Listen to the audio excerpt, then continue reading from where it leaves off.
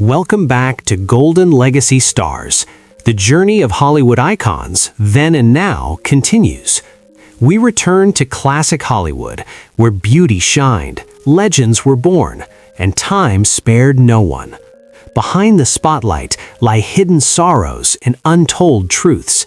This is their legacy, now and then. Montgomery Clift was the embodiment of tortured beauty and raw vulnerability, both on screen and off.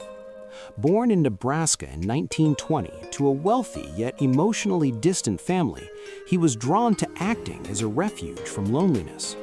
His haunting performances in The Misfits 1961 and Freud 1962 revealed a rare blend of sensitivity and intensity that reshaped Hollywood acting. But his private life was marked by deep insecurities, repressed sexuality, and lifelong emotional wounds. A near-fatal car crash in 1956 shattered his face and accelerated his descent into addiction and isolation. Struggling with alcohol and prescription drugs while hiding his homosexuality in an unforgiving era, Clift died alone in 1966 from a heart attack at just 45 years old. His brilliance was undeniable, but his pain was never far behind. Alan Ladd was Hollywood's quiet anti-hero, defined by a cool intensity and restrained power that made his screen presence unforgettable. Born in Arkansas in 1913 and raised amid hardship, he clawed his way from obscurity to stardom with This Gun for Hire, 1942, and later achieved iconic status in Shane, 1953. Yet success did not bring peace. Behind the fame, Ladd struggled with severe depression, alcoholism, and deep emotional instability. In 1964, he died at just 50 years old from an accidental overdose of sedatives and alcohol, a tragic ending that stunned Hollywood. His legacy endures as a haunting reminder that profound, silent suffering can exist behind even the strongest images on screen.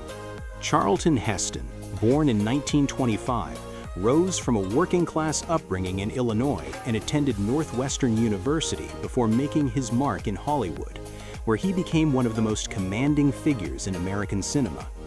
With his thunderous voice and imposing physical presence, he came to define the era of epic filmmaking through The Ten Commandments, 1956, and his Oscar-winning performance in Ben-Hur, 1959. Off-screen, Heston was a man of strong convictions, initially a supporter of civil rights, later a vocal conservative and president of the NRA, earning both admiration and controversy. In his final years, he bravely revealed his battle with Alzheimer's disease, offering a dignified farewell to public life. Charlton Heston died in 2008 at the age of 85 from complications related to pneumonia, leaving behind a monumental legacy shaped by iconic roles and unyielding belief. Rod Taylor embodied the rugged masculinity and restless, adventurous spirit that defined 1960s cinema. Born in Sydney, Australia, to a working-class family, his journey to Hollywood was never paved with glamour. Before facing the camera, Taylor studied art, an early sign of the quiet depth behind his commanding presence. His breakthrough came with The Time Machine, 1960, where he didn't just travel through time, he carried audiences with him. But it was Alfred Hitchcock's The Birds, 1963, that cemented his image, confident, charismatic, and standing calm as chaos closed in. On-screen, he was fearless. Off-screen, he chose restraint. Taylor never chased scandal or celebrity excess. While others burned fast, he endured, respected for his versatility, discipline, and professionalism. Yet as Hollywood evolved, he made a rare choice: to walk away.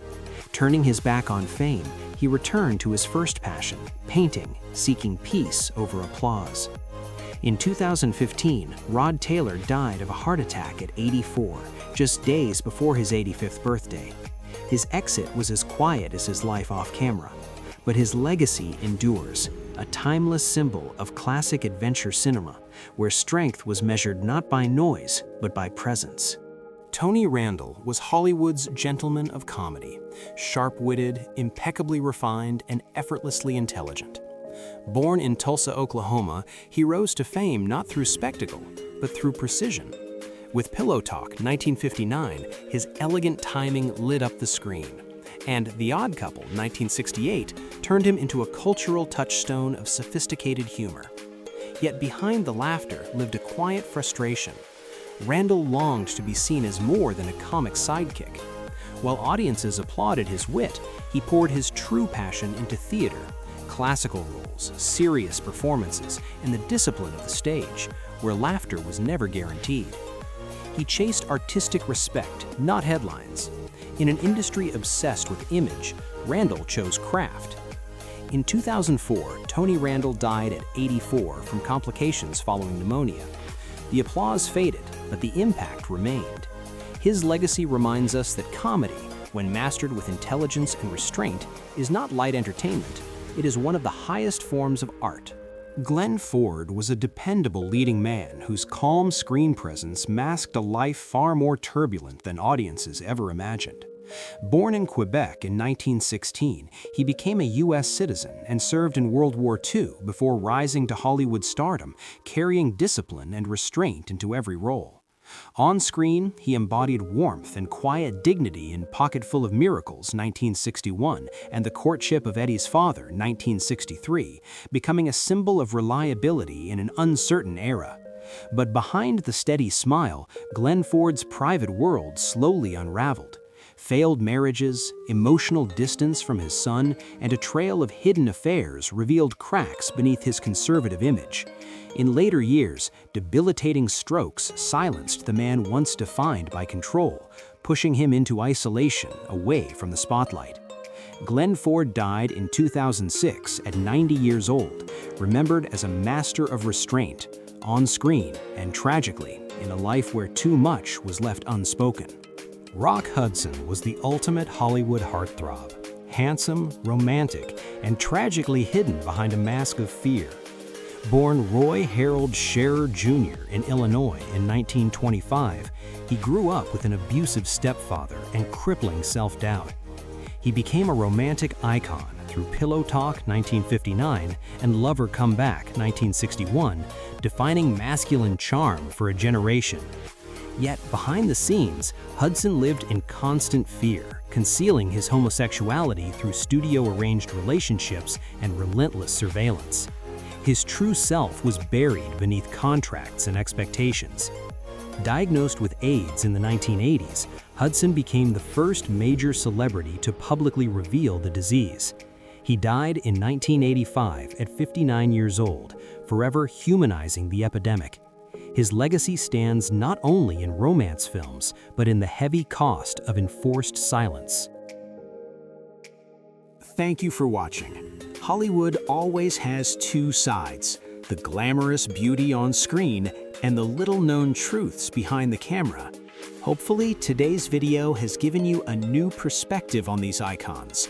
Don't forget to like, subscribe, and share if you found it interesting, and leave the name of a star you'd like us to analyze in the next episode. Your support is the motivation for these historical stories to continue being told.